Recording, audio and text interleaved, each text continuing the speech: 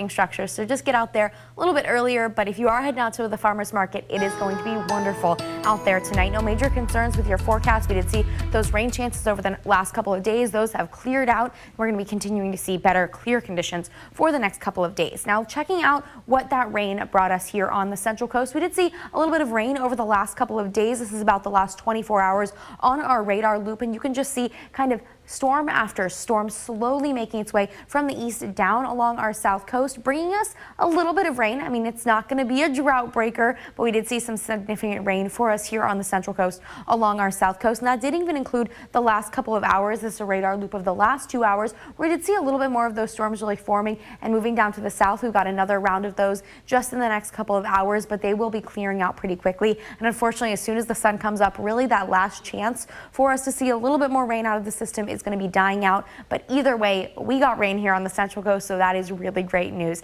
Now, looking at those rain totals over the last 24 hours, while they aren't really expansive, we did see a little bit of rain. Santa Barbara at 0.02 inches from this storm, Gibraltar Dam at 0.15 inches. These are from the last couple of storms as they continue to move through. Really, the last 3 days brought us some slight rain, but mainly in the overnight hours last night brought us the majority of this rain. El Capitan at 0.04, Celite, that's just south of Lompoc at 0.03, and Goleta at 0.05 inches from this storm. So not a huge amount of rain, but very much needed here on the Central Coast. Now, checking what we've got right now, just a little bit of that dense fog here and there, pretty minimal, a little bit more along our south coast that's formed in the last couple of hours, and then a little bit more making its way down the Salinas River Valley into the San Miguel and Paso Robles area. No major concerns there. And then for today's temperatures, starting off in the mid 50s, 57 in San Luis Obispo and Lompoc, 56 in California Valley, and 62 degrees in Santa Barbara, warming up quite quickly. 86 degrees in Paso Robles, 74 in San Luis Obispo, 70 in Santa Maria, 69 degrees in Lompoc, and 73 degrees